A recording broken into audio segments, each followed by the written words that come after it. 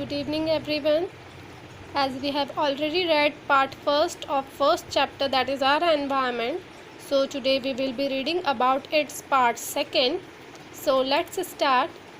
First we will be reading about the major spheres of natural environment. There are four major spheres of natural environment. These are lithosphere, atmosphere, hydrosphere and biosphere. You must have already read about this in previous classes. Here is the picture given in this: atmosphere, lithosphere and hydrosphere. These are shown as the separate spheres, but the point where all the three spheres meet together, it is known as biosphere. So all these spheres is also known as domains of the environment. Now we will be reading this in detail. First is lithosphere. It is the solid crust or the hard top layer of the earth. Lithosphere जो होता है वो अर्थ का hard top layer होता है और ये एक सॉलिड क्रस्ट होता है, means it is in the form of solid. It is made up of rocks and minerals and covered by a thin layer of soil. और ये जो लिथोस्फेयर, एज हमने ये बात करी कि अर्थ का टॉप लेयर होता है, तो ये किससे बना होता है? रॉक्स और मिनरल से बना होता है और इसके ऊपर एक थिन कवरिंग होती है सॉइल की. It provides us forest, grassland for grazing, land for agriculture and human settlements. अब लिथोस्फेयर हमें क्या क्या चीज़ें प्रोवाइड करता है? फॉरेस्ट प्रोवाइड करता है, इवन एनिमल्स को ग्रेज करने के लिए ग्रासलैंड प्रोवाइड करता है, देन एग्रीकल्चरल लैंड प्रोवाइड करता है, ह्यूमन सेटलमेंट्स प्रोवाइड करता है. ह्यूमन सेटलमेंट्स मीन्स जहाँ पर हम लोग हमारे बिल्डिंग्स एंड हाउसेस वगैरह बनाते हैं. It is also a source of mineral wealth. और लिथोस्फेयर को मिनरल वेल्थ का सोर्स माना गया है. मीन्स हमें जो मिनरल रिसोर्सेज मिलते हैं वो भी हमें कहाँ से मिलते हैं? लिथोस्फेयर से. Now comes atmosphere. The envelope of air surrounding the earth is called atmosphere. जो हमारे आसपास की जो एयर हमें सराउंड करके रखती है उसे हम एटमॉस्फेयर कहते हैं. It protects us from harmful rays of the sun. और इसका काम क्या होता है? ये हमें हार्मफुल रेज जो होती है सन की उससे प्रोटेक्ट करती है, उससे हमें बचाती है. It consist of a number of gases, dust and water vapour. अब ये जो हमारे आसपास जो एयर होती है ये बहुत सारी गैसेस से मिलके बनती है. इसमें डस्ट पार्टिकल्स पाए जाते हैं और वाटर वेपर भी होता है. The changes in the atmosphere produces changes in the weather and climate. अगर एटमॉस्फेयर में कोई चेंज आता है तो उससे हमारे यहाँ पे वेदर और क्लाइमेट में भी चेंज आता है. All forms of life need air to survive. हम सभी ये चीज़ जानते हैं कि हर किसी को जीने के लिए एयर की ज़रूरत होती है, as we all require oxygen to live. Now comes hydrosphere. The domain of water is referred to as hydrosphere. जितने भी वाटर बॉडीज़ जो वाटर सोर्सेज होते हैं वो हाइड्रोस्फेयर में आते हैं. It comprises various sources of water such as rivers, lakes, oceans etcetera. अब इसमें हर तरह की वेरियस वाटर बॉडीज़ या वाटर सोर्सेज आ जाते हैं, जैसे रिवर्स होते हैं, लेक्स होते हैं, ओशंस होते हैं, इसके अलावा पॉन्ड वगैरह, ये सभी इसमें आते हैं. It is essential for all living organism.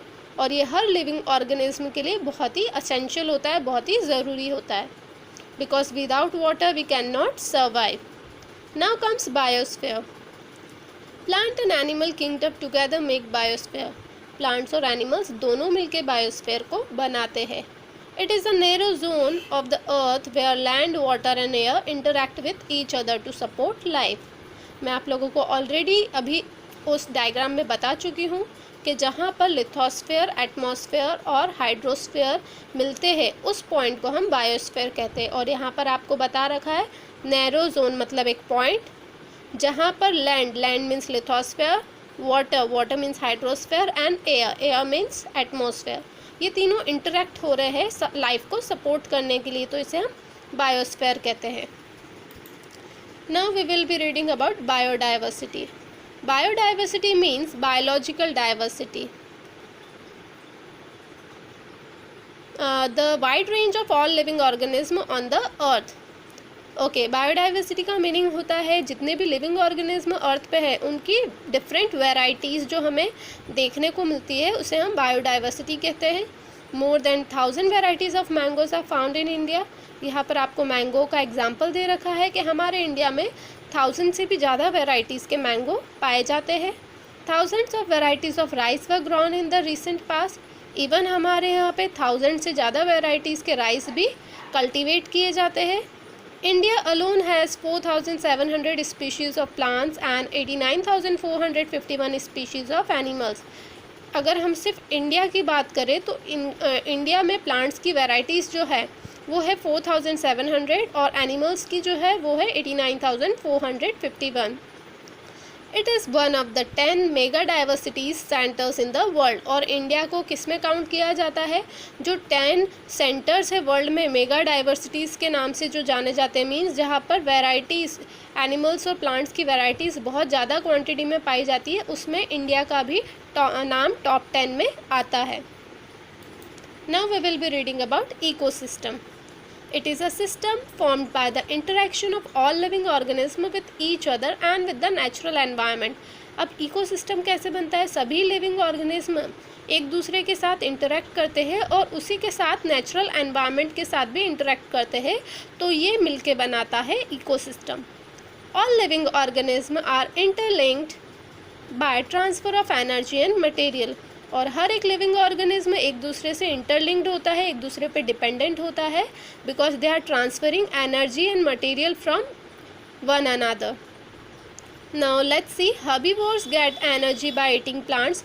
Herbivores जो होते हैं उन्हें अपनी एनर्जी किससे मिलती है? प्लांट से। We can take example of cow. Cow जो है वो हर्बीवोर होता है और उसे प्लांट्स से एनर्जी मिलती है। उसके अलावा हम डियर का एग्जांपल ले सकते हैं। डियर जो है उसे भी प्लांट से एनर्जी मिलती है। And carnivores get energy from herbivores. अब कार्निवोर्स को अपनी एनर्जी कहाँ से मिलती है? हर्बीवोर्स से। Means suppose we can take the example of tiger. तो टाइगर जो है वो डियर को खा लेता है और उसी से उसको एनर्जी मिलती है। Omnivores gate energy from both plants and animals. Omnivores वो होते हैं जिन्हें प्लांट्स और एनिमल्स दोनों से एनर्जी मिलती है। इसका एग्जांपल हम लोग ले सकते हैं human beings, because as you all know human beings are vegetarian and non vegetarian both. Different types of plants and animals survive under different physical environment. अब जो डिफरेंट प्लांट्स और एनिमल्स होते हैं उन्हें अपने सर्वाइवल के लिए डिफरेंट फिज़िकल एनवायरनमेंट की ज़रूरत होती है। आप देखेंगे कि जो चीज़ आपको किसी और रीज़न में मिलती है वो शायद किसी डिफरेंट रीज़न में नहीं मिल पाए। फॉर एग्ज़ाम्पल हम कैमल का एग्ज़ाम्पल लेते हैं। कैमल आपको डेजर्ट्स में दिखेंगे, वो डेजर्ट में सर्वाइव कर सकते हैं, लेकिन अगर आप कोई और एनिमल देखें तो वो डेजर्ट पे सर्वाइव नहीं कर सकता है। Camel can adapt easily adapt themselves to the desert environment. This relation between the living organism as well as the relation between the organism and their surroundings form an ecosystem. हमने ये already first line में पढ़ रखा है कि living organism का आपस में जो रिलेशनशिप होता है और उसी के साथ में जो नेचर के साथ, उसकी सराउंडिंग के साथ में उसका जो इंटरेक्शन होता है, उसी से इकोसिस्टम बनता है। There can be an ecosystem of a river, pond or lake. और जो अभी हमने बात करी, कैमल का एग्जाम्पल देखा है, वो लैंड का था। ऐसा ही वाटर के लिए भी एक इकोसिस्टम हो सकता है, फॉर एग्जाम्पल रिवर, पॉन्ड और लेक के लिए। I hope you must have understood the topic well. If you are having any doubt, you can freely ask in the group. Thank you.